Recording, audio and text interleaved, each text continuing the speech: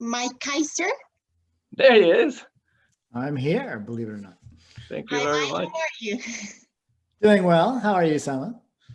Good, thank you very much. Do you have time to catch Tony's presentation? I did. I really enjoyed it. It was very comprehensive, and it gave a good highlight of the strengths of each of those reports in a way that was very consumable. So it was super helpful. Yeah, I personally, I would love to, ask Tony every time all those reports come up, hey, can you just give me a presentation? Right. I don't want to read. I don't want Just to read give me the 20 highlights. Right, exactly. That's hilarious. Okay, that's great.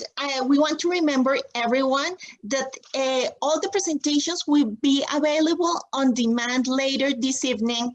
So you can repeat if you want to repeat, or you can see it if you haven't seen it. Missed it, exactly. Okay, Mike, so we are ready. Mike Kiser is insecure. He has been this way since birth, despite holding a panoply of industry positions over the past 20 years, from the office of the CTO to security strategist to security analyst to security architect. That might imply otherwise. In spite of this, he has designed, directed, and advised on large-scale security deployment for a global clientele. Mike represents SailPoint, one of our wonderful sponsors. So, Mike, welcome again. And I want to ask you about your trip to Cartagena. You went to Cartagena. You were with it. Someone told me. Yes, I was. It was phenomenal. A whirlwind of activity, but it was great. Yeah, really enjoyable. What do you like the most? The mojitos at the place at the final night, to be honest. I don't know what was in them. Oh, really? Yeah. So you went dancing? I don't remember. Well, they may have been better than I remember. I don't remember dancing though. I mean, Ed can confirm or deny, what may have taken place. No. But no, it was a good time. Yeah, no. We focused. It was a group of us.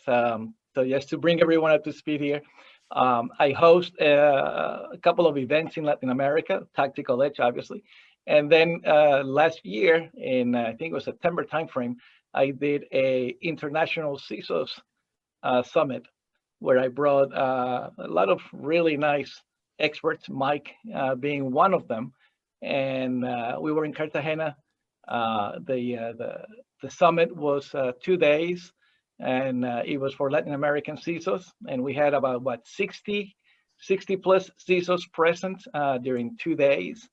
It was incredible, really good experience. And in the evening, yes, we went around Cartagena, which is an idyllic place. The food was amazing. It was. The mojitos were amazing. The heat was very hot. Well, coming from Texas, really hot. It was better. Really hot.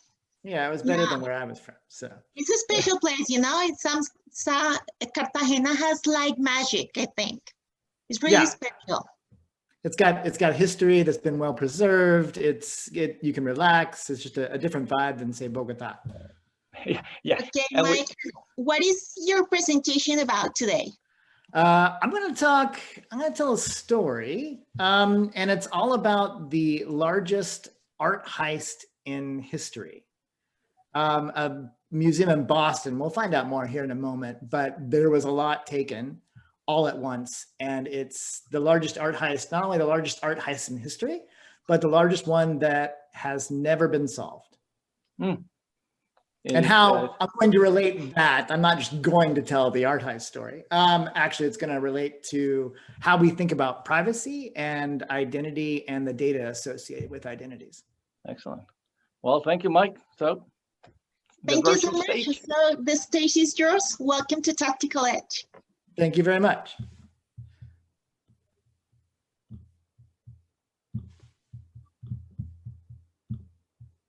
Let's see. He just met you co-host. Yeah, I was just waiting for that. No worries. All right. So, as I mentioned, going to be talking about the Isabella Stewart Gardner heist. Now, this was an event in which, as you can see on the screen, 13 treasures were taken in 81 minutes.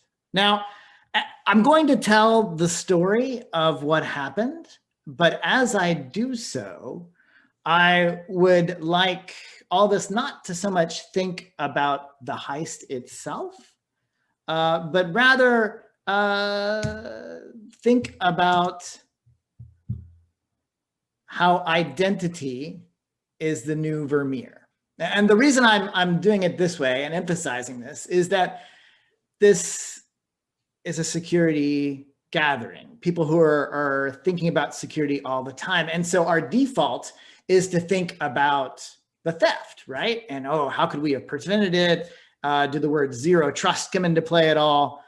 That's not the focus here, actually. The focus is on the artwork itself. So as we go through the story, think about the Vermeer, think about the Rembrandts, think about the artwork that is taken and how it journeys through this story, rather than jumping immediately to playing defense against the bad guys, so to speak. So our story, now that I've kind of set the table for you, our story begins in Boston. And in the backwaters, in a way, the back bay of Boston, there is a museum which still exists to today, next to or relatively close to Fenway Park. It's the Isabella Gardner Museum. Now, Ms. Gardner was a prominent socialite in Boston. She gained an inheritance in 1891, and she purchased that Vermeer that you saw before on the screen with a lot of that inheritance in 1892. It's called the Concert. Now, she opened her museum in 1903. And what she did was she built this Venetian style mansion to hold all of her artwork that she had collected over the years. Various artworks well positioned in a house-like setting. It's quite phenomenal from what I've heard. I haven't quite been myself, but when she died in 1924, she left an endowment of $1 million for the care and uptake of her museum. Now, the theft took place in 1990, but that's not where our story actually begins. It begins in 1981, because in 1981, various criminal entities cased out the museum. Believe it or not, the story goes that there is a young boy who used to hide out in the museum and sleep overnight under one of the decorative tables, unbeknownst to the caretakers in the museum. And as he grew up, this same child joined local crime syndicates and would repeatedly go back to the museum. And he was one of the first ones to notify criminal enterprise that the museum was ripe for theft, that it was there for the taking, that things were inadequately prepared to defend the artwork.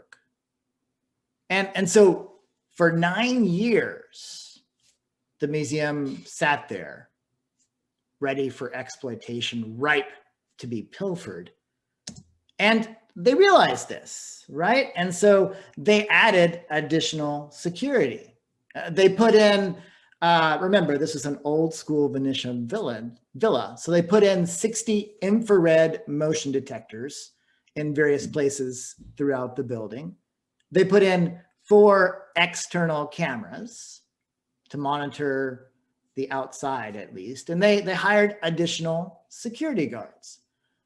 All of these were vast improvements in their previous situation, of course. But like any institution, they had weaknesses. renovations, true renovations that would help bring the security stance up to the standards of other artistic institutions, well, they were impossible. You see, with the endowment and the art that Mrs. Gardner had left, if anyone modified or attempted to renovate the structure the Gardner Museum was housed in, that Venetian palace building, well, all of the artwork, the entire building, the grounds, would all be transferred to a trusteeship with Harvard University. So obviously they couldn't just go in and modify things ad hoc or at will.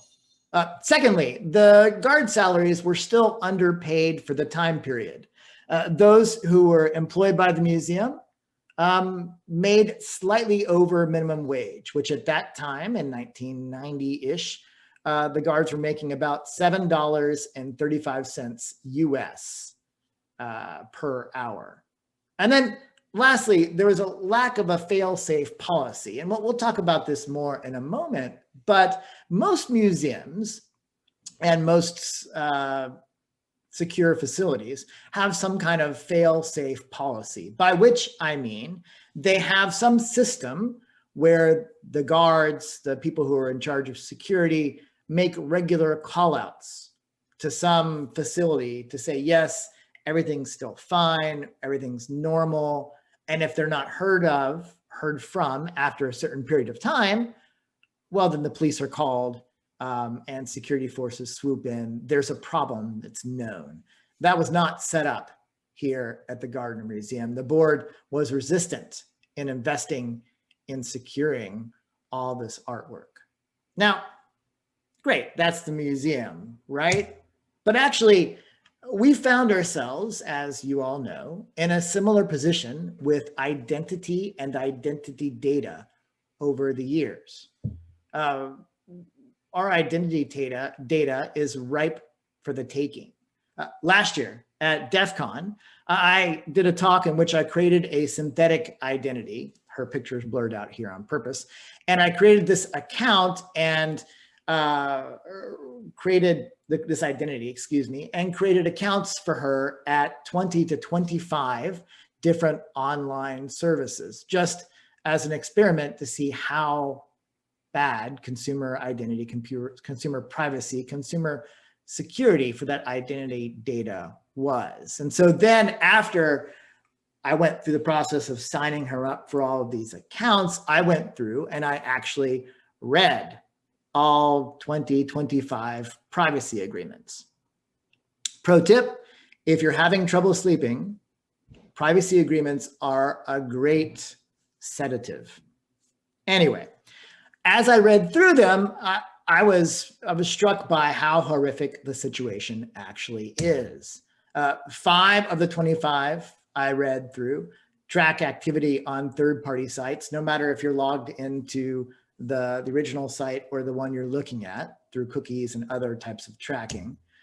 14 of the 25 will sell your third-party information to advertisers. And this one should come as no surprise to any of us, right? How often have you been talking about or searched for some odd thing like pens or video cameras or ring lights because you're doing nothing but Zoom calls at home these days. And then suddenly your feeds are all full of advertising for that product you were looking at.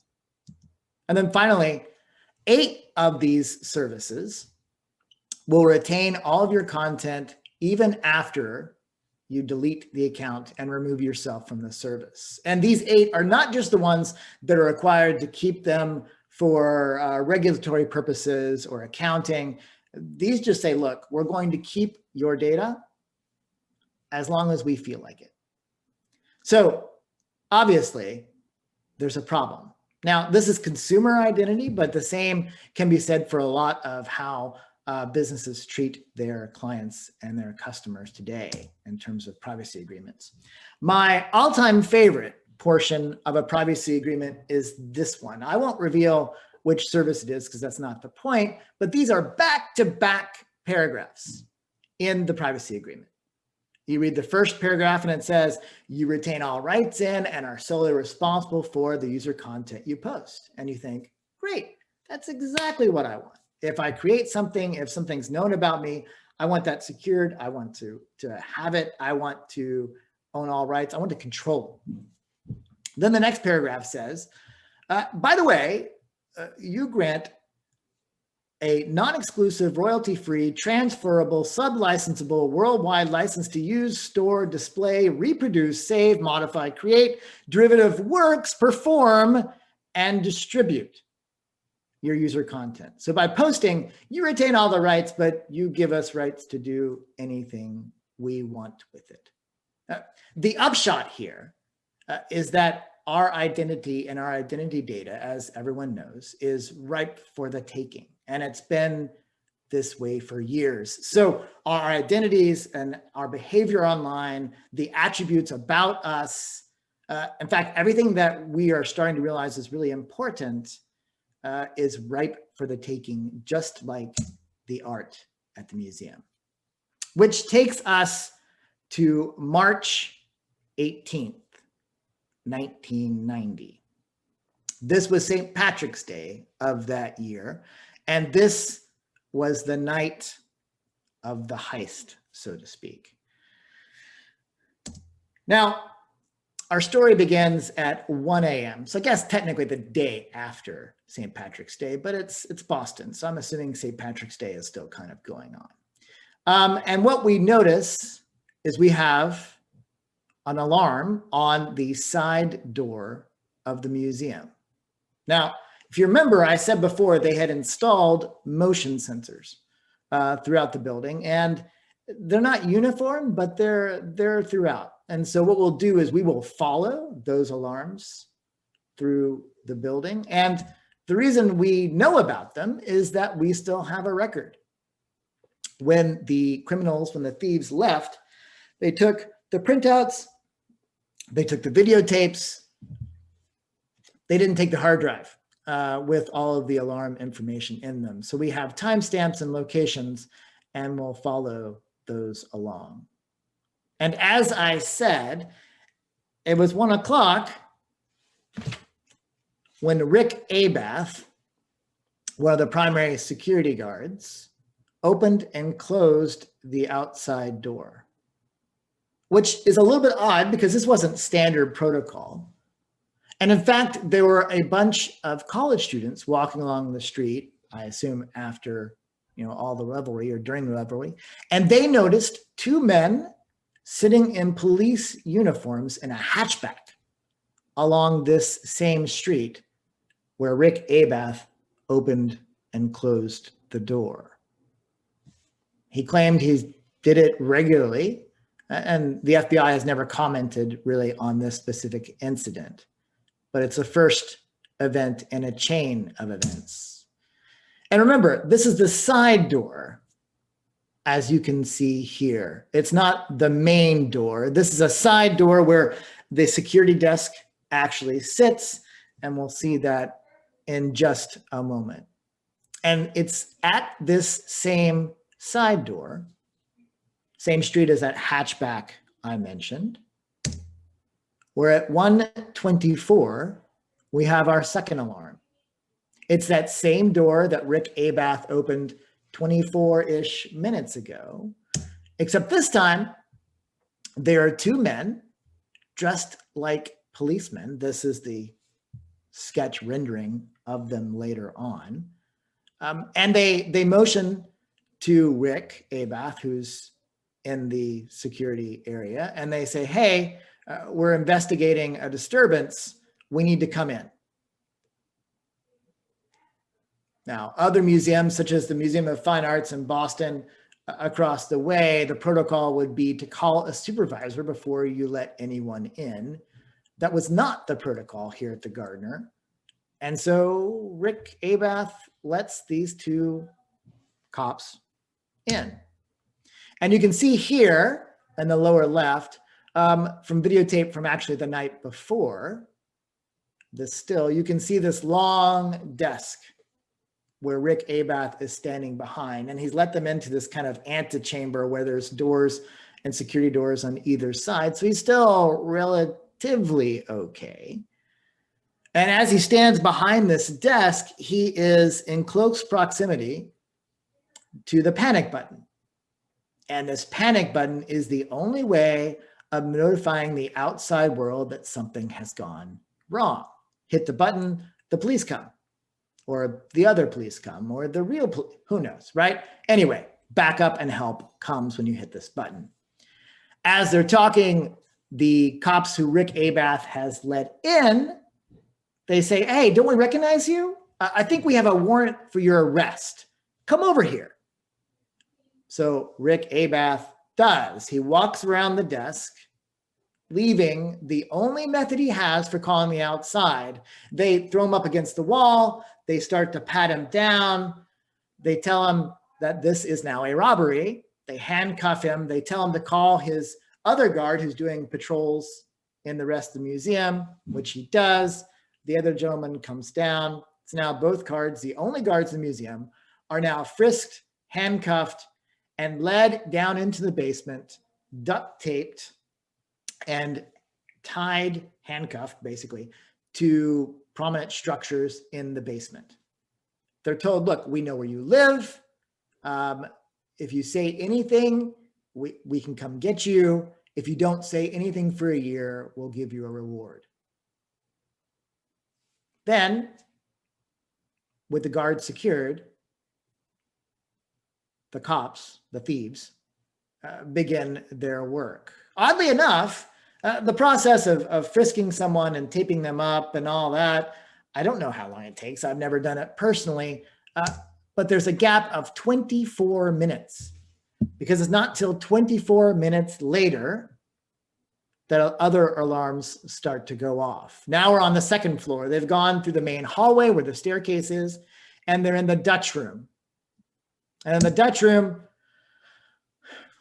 they take these artworks, the Vermeer that we'll talk about, a couple of Rembrandts, another landscape painting, and then an finial eagle and a vase. And the eagle, they wanted to take the flag it was attached to, but they couldn't do it. So they just took the bird instead. While they're working in the Dutch room, one of them, presumably, the other one goes back down the main hallway through the early Italian room and into the short gallery.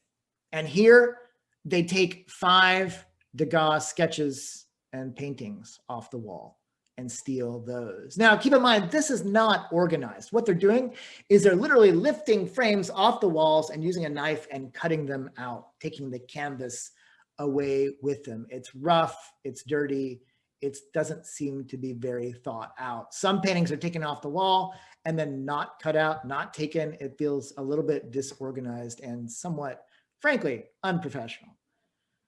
Once they're working on that, we have various alarms that go off back and forth. They seem to be going back and forth between the two rooms, working on their various activities. You see the alarms continually going off upstairs. They don't seem to have any regard for the alarm system or being quiet or trying to sneak around. They're being forceful, they're brusque, and they're just taking what they want. Now, oddly enough, between 2:10 and like 2:20, no alarms go off at all.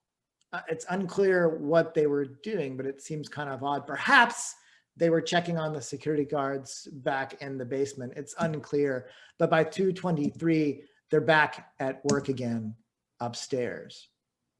2:27, and they go back downstairs, presumably. Now, there were 13 works that I described in the opening pitch, and I've talked about 12 of them. This is the last one. This is a Manet painting, and it was taken from the Blue Room. I don't list a time. I don't list how many minutes into the heist this artwork was taken, because despite there being motion detectors in the Blue Room on the first floor, they never went off. The only person recorded to have been in that room was Rick Abath as he did regular patrols. The frame of this painting was found in that security office on a chair in the security office where those policemen originally came in. 241, we have the interior door and the exterior door open and closed. Presumably one of them leaves. 245, the same thing, open and close. And then they're out. They leave the security guards tied up and duct taped in the basement. They don't call anyone. It takes 5, 6, 8 hours for the next wave of security guards to come in, and then they're found unharmed, but all the art was taken. And if you go to the Gardner Museum today, you can see where the art used to hang. What they've done is, since they still had the frames, they left them up. And so as you tour the galleries, you see blank spots like this one. And you can see where the artwork would have been and how big it would have been as well. Now, the loot is quite substantial. Like I said, we had the Degas works from the short gallery. We had Mysterious Manet from the blue room that was taken. And we have the real value, which is the artwork from the Dutch room, especially the Vermeer. That's worth at least half of the total haul itself. 13 works of art, never recovered, never seen again. So obviously they worked to recover these things, and they did what anyone would do in this situation, right? They did incident response. A couple of facts from the aftermath that are kind of amusing. In a stat that will be sickly familiar to all of us, apparently 80% of art heists have an inside operative. They have someone working from the inside. And the FBI took over the investigation immediately because they assumed that the artworks, the objects of art, would be crossing state lines. The primary suspect was our friend Rick Abath. In fact, he was so unconcerned about what happened that the night after the robbery, he drove into Pennsylvania and went to a Grateful Dead concert.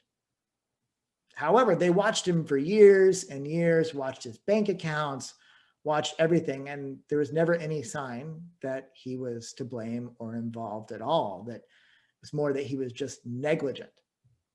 Various theories have come about, including the idea that the mafia was involved and that the reason it took for 9 years for the burglary to happen was that there was a gang war going on in Boston at the time. None of this was ever proved decisively. And so the upshot of this investigation was not suspects, was not trials, was not recovery of the art. It was more art, oddly enough. 4 books, 5 works of fiction, 4 TV shows, including an episode of The Simpsons in which the character Mr. Burns was revealed to have all the paintings in his house. So not necessarily the most successful investigative process. There were attempts at just straight recovery also. In 1994, a letter was written to the curator of the museum and said, hey, we can return these works to you.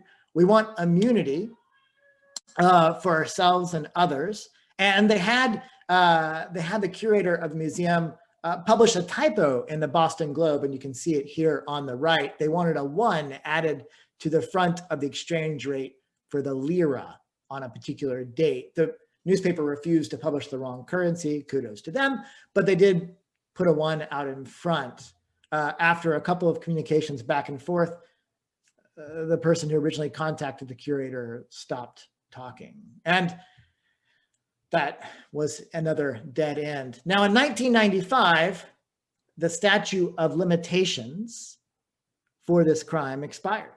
No one can now be prosecuted for this. And so the Gardner Museum in 2013, according with the FBI, announced a $5 million reward for the return of all the artworks. Now, they doubled that a few years later, and it is still a valid reward today. So if you have any ideas, if you've seen these things, you might want to call the Gardner. And even You could get 100,000 for just giving them the bird, so to speak.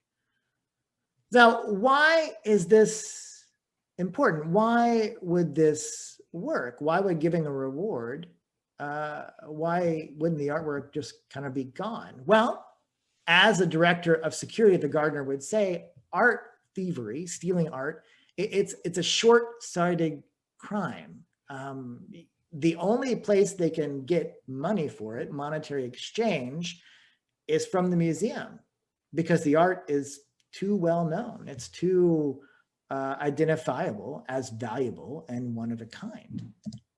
With apologies to Hamilton, it's kind of like selling is easy. I mean, stealing is easy, but selling is harder. The stealing of the art is the easy part. It's the fencing, it's the selling, the getting rid of it, getting monetary value for it, that's much more difficult, because everyone knows what it is and everyone knows that it's ill-gotten gains. The reverse is true, though, for us in security these days.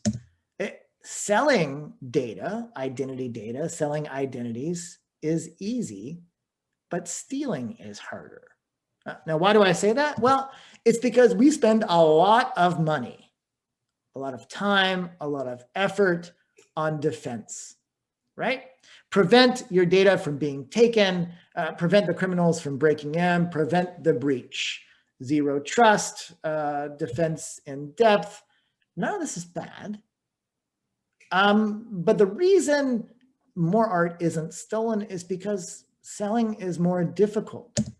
And that's kind of what we need to invest more in, is privacy, right? Is making that data that's either obtained in legal format or stolen, heaven forbid, more difficult to treat as a commodity, to treat as something that's easy to sell. And privacy is in the ascendancy.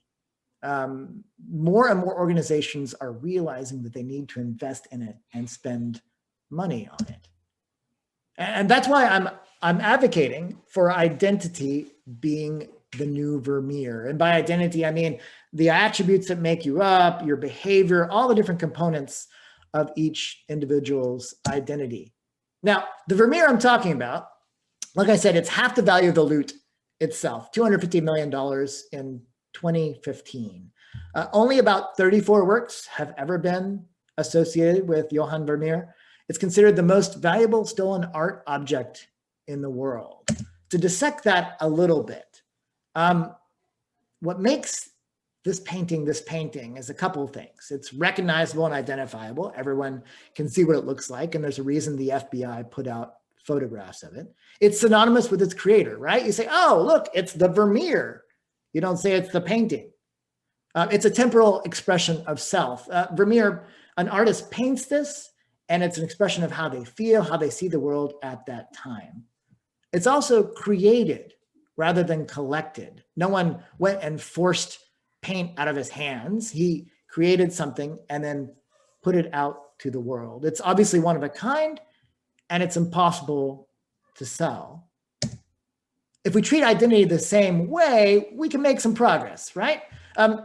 The whole idea is that identity data is identifiable back to the person. It's recognizable. It's basically synonymous with its creator. My driver's license should synonymously be identified with me, for instance. It could even be a temporal expression of self. If I go out to a website and I create something, or even my personal browser history is on some level a temporal expression of myself.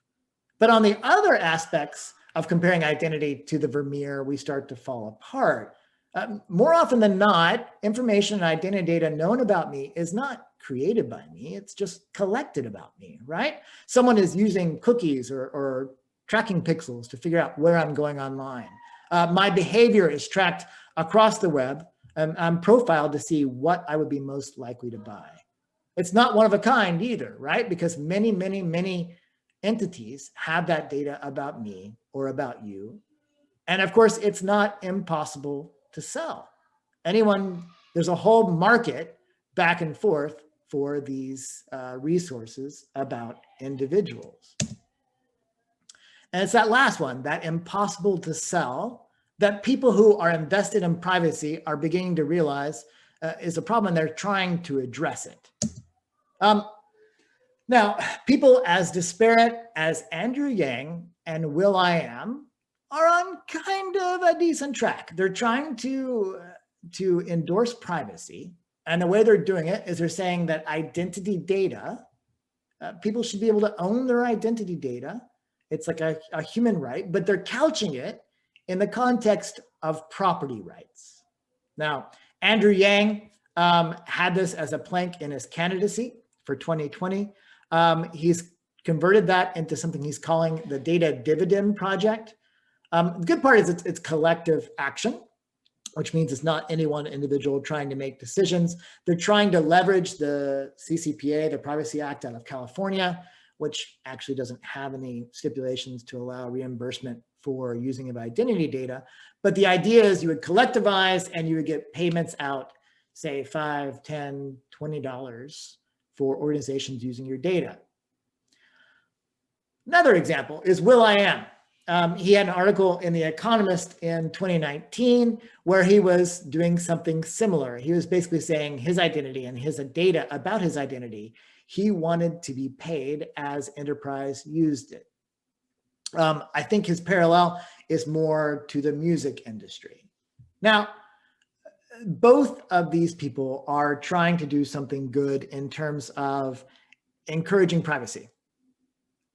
But in terms of it being a property right, let me tell you why this is a terrible, terrible idea. Their goal is to use identity data ownership to enhance privacy. Okay, not too bad yet. Privacy is good. We need more of that, like I said. They're equating identity data ownership with privacy, and already we're starting to get into more sticky territory. Once they make identity data ownership a property right, now identity data ownership, retaining control over my identity, becomes what's called an alienable right. Big word. I like big words. You heard my bio before. What that means is identity data ownership is a sellable right. And I'm not sure we really want that, because now by the transitive property, we have the ability to sell off our privacy. If I'm offered some amount of money, I might make that trade. Yes, you can have my data and resell it. Do whatever you want with it for $5, $10, $100. Whatever it is, I probably don't have a great handle on the value to me because I'm induced to sell. It's a lot like kidneys, if you'll bear the gruesome analogy, right? You own your kidneys, I would assume. But in most locations, there are a few exceptions, you can't sell your kidneys. And the reason you can't sell them is to protect people, is to protect the vulnerable from being exploited. The appeal of monetary value in the short run is strong enough that then privacy runs the danger of becoming a luxury, almost like a regressive tax, if you will, on people who can afford it. And then only the wealthy, only the affluent have privacy. We're seeing the same thing play out with COVID, right? Those who have high-speed access, those who have jobs they can do from home are more likely to have better health outcomes, have better educational outcomes for their children. It's a reinforcing structure, and privacy should not be allowed to go down that path. And in case you're wondering how much your data is worth, Financial Times has a tool out there to see how much your identity data is worth to advertisers and others. And there's a whole range you can go through yourself. This is my calculation. This is a one-time use of my data, about a quarter. Interesting side note, if you are interested in purchasing consumer goods such as soap, shampoo, or toilet paper, that adds 1/100th of a cent, check my math, to your overall value. I think they should probably just go ahead and incorporate that totally in. But as you can see, the value, to me, the payout is not that great. It's not worth my privacy being out there to be used and exploited. And besides, even if the value was higher, think about the privacy agreements that I talked about before, right? No one reads those. right? No one parses through to make good educated decisions. And if consent is already difficult enough, how much more difficult would it be if I have to do math to figure out if it's worth it or not? This site will pay me $5. This site will pay me $10. It's a dangerous road, and I don't think it is the right one to go down. Now, you can't not have your identity data out there either. And so with identity as a new Vermeer, there are some other considerations like reproductions, right? A quick search on the internet will find lots of posters on the internet, right? Now, this is like that Vermeer. It's like the real core identity, but it's slightly different. Looking through our list again, it's recognizable or identifiable. It's probably not synonymous with its creator. In other words, you would say, I have this poster of a Vermeer. I wouldn't say it's the Vermeer. I would argue that it's not a temporal expression of the artist, in part because no artist says, I really want to be an artist who has a poster in every college dorm room in the United States or in Europe. No, they want one-of-a-kind works, which obviously it's not one of a kind, as I note here. It is created, at least in theory, kind of quasi-collected by a third party, and it's definitely not impossible to sell, as you can see. There's a wide range of value here as well. And so there are organizations who are working on using reproductions, slices, views into the core identity that shouldn't be sold to facilitate some transactions and some trade for goods on the internet. And looking at these, again, this is a company called Citizen Me, and what they do is you go online and you take an anonymous survey and you give some information, either some of your behavior data or some survey responses. And again, it's not synonymous with creator. It could be a temporal expression of self, as I said before, because it's something you feel at the moment, but it is created, not collected, right? It's not taken from you unconditionally. And the trade-off is clear and it's upfront and it's more anonymous and retains privacy more than it did before. So there are ways to have reproductions that still protect that core real Vermeer of identity in a way. And now, really it's not data ownership that's going to solve this. It's not even reproductions, but it's really treating privacy as a human right. And when we go down that path, it's not something you can buy and sell, but it's something that has to be enforced by societal convention. Identity has to be all of these things at once.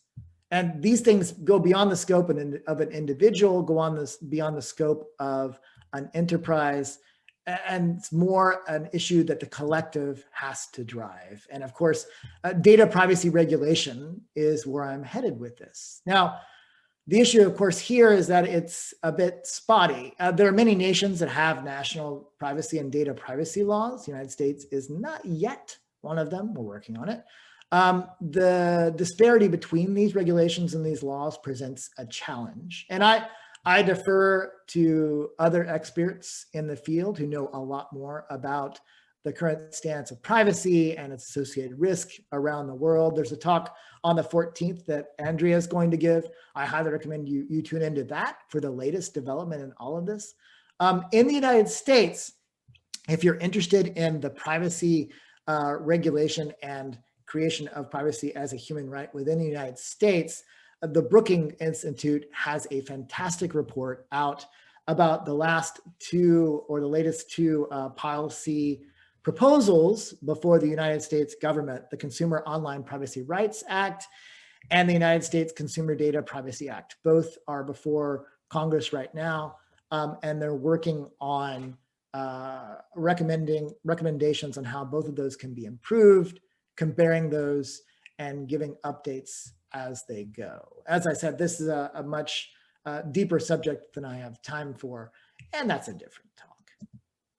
So for identity to be that new Vermeer, So what, right? What can we do about it? Well, a couple of things.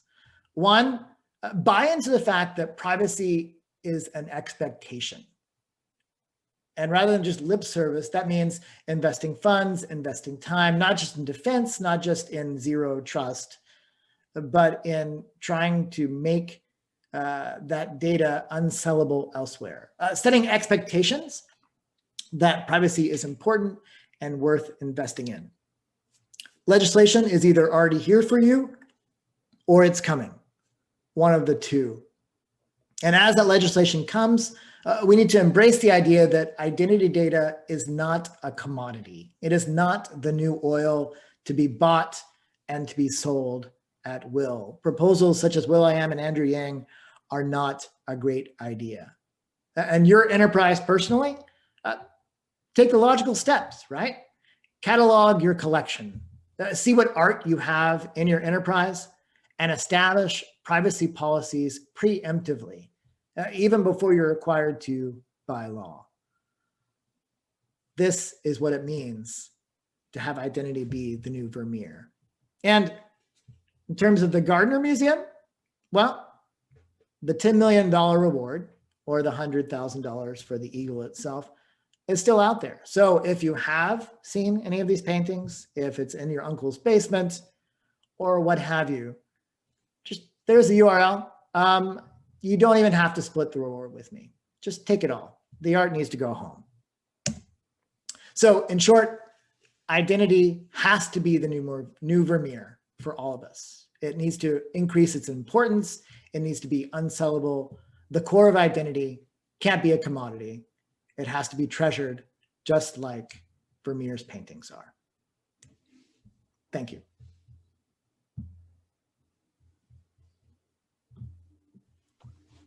All right. Well, that was pretty good.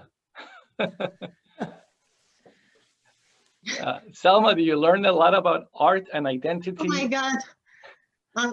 It's too much information, but of course, I love art, but the cybersecurity is too much information for me. I'm worried about that exam I'm gonna take later. Well, we'll have a cheat sheet. Don't worry. Don't worry. It'll be a review session. Thank you. Thank you. Okay. So, Mike, I have a couple of questions for you that came here. People want to know, have you been to the Gardner? Especially during certain dates and times. Have you been to the Gardner? Oh, no. See, I was in high school, I think, to be honest. I was like, anyway, but no, sadly, I've been to Boston several times, but I actually wasn't even aware of this story until like half a year ago. So okay. It's on my bucket list, so to speak. If anyone goes and takes pictures, just send them to me. That'd be great. I think one of our friends in common, Ming, kind of confessed that he lives like 2 blocks away from. How long has he been there? That's the question. That's the question. Exactly. All right, another question here. Do you really own what you do when you interact with other parties? For example, think of a group photograph, for instance. Right. That's an interesting issue, right? And so when I say identity is a new Vermeer, I'm talking about things you own, so data about you. Once you start to do interaction with other people, a photograph in a group, writing something on an online site, think of some kind of social media site, you start to enter into kind of a gray area, which is a whole other topic, but there's issues of co-ownership, right? Like if I create something on a social media site, does that enterprise own some part of it?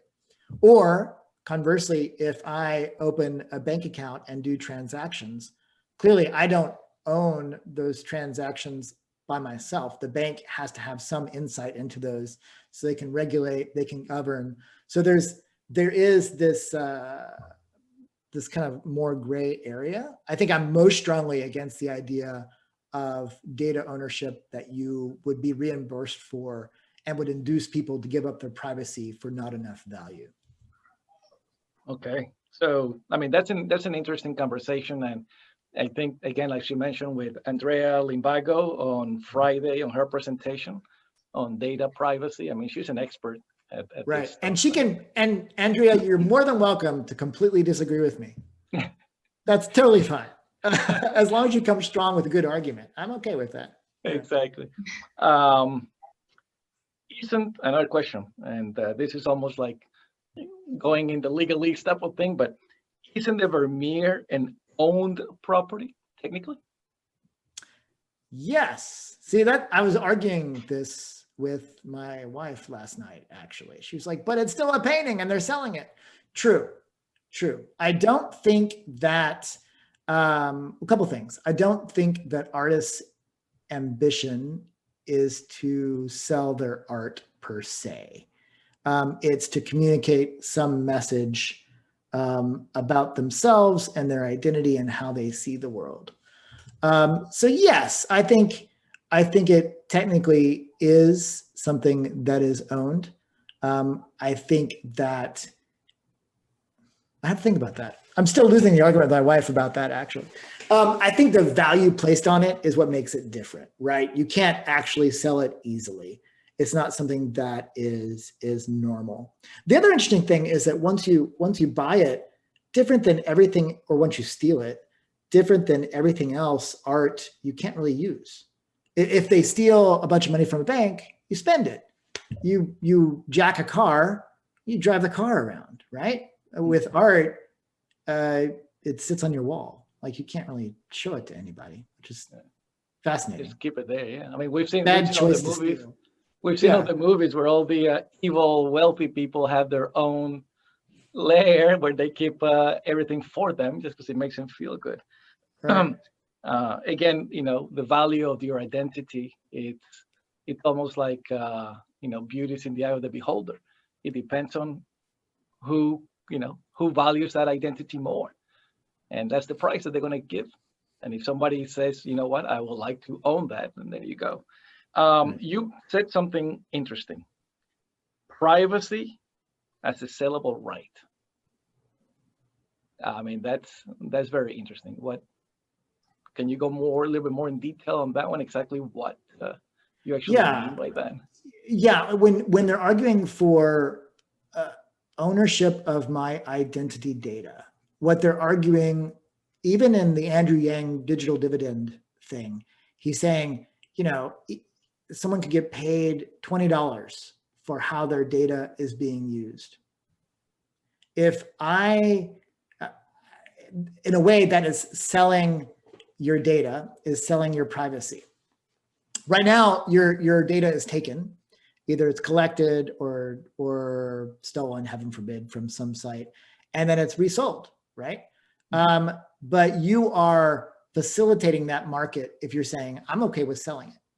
You are reinforcing the infrastructure that says your identity and data about you is a commodity, and your privacy is maintained by the information about you.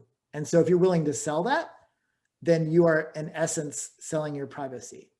Think about something more close to home. Think about facial recognition software, right? Or your license plate, but facial recognition is more interesting. Would you sell your face for a price? Now, if you've traveled internationally in the last 3 or 4 years, you've effectively done that on some level, because a lot of border entries and exits have facial recognition software, Yes. right? And Yes. so I have effectively traded or sold my facial features, unless I have plastic surgery, for an ease of entry or for being allowed entrance, right? Exactly. That may be a legitimate use, depending on your point of view. It's probably not legitimate if someone said, hey, can I use your face for like $20 for the next 2 weeks?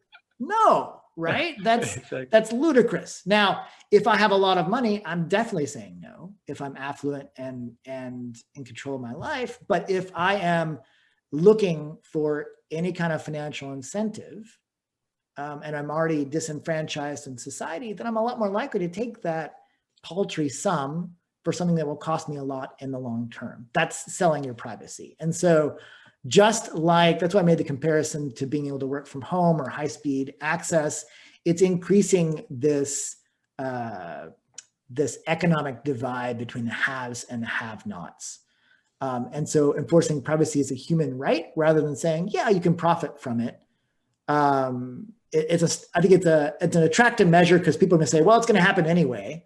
I think we need to have a higher ambition. Okay, great. Well, Mike, I don't think we have any more questions. Selma, you have any questions for Mike? No, I'm thinking about what you say about selling your privacy. Oh my God, that's really...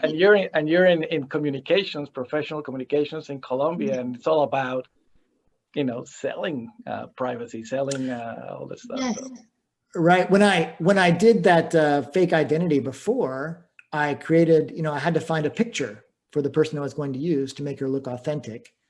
I found a picture, and my friend who saw what I was doing said, yeah, you can't use that photo. I said, why not? Because what I'd done is I'd gone to a stock photo site and bought download a picture that no one would care about and used it.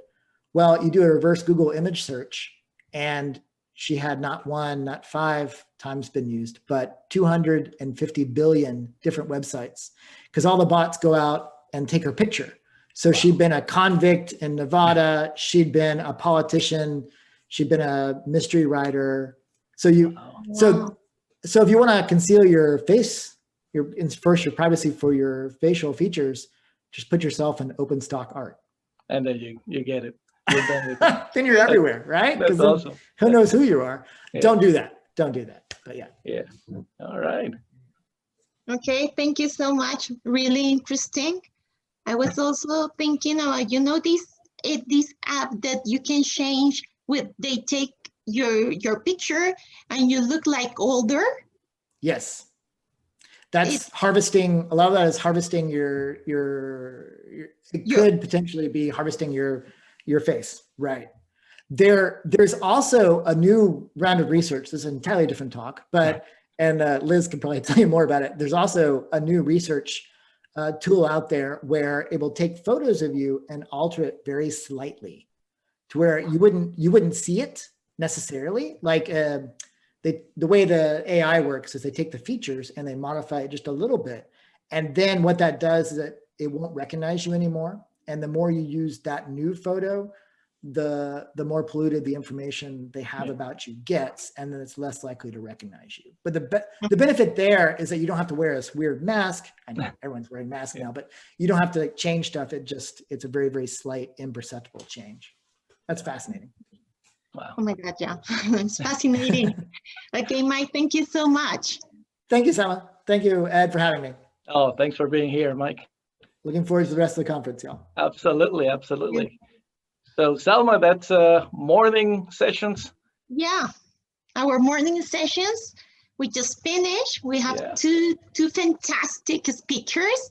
We work with Tommy Cole and we work with Mike Kiser. Yeah, and we have 2 great speakers coming back at 2 p.m. Central Time. We have John Spacek.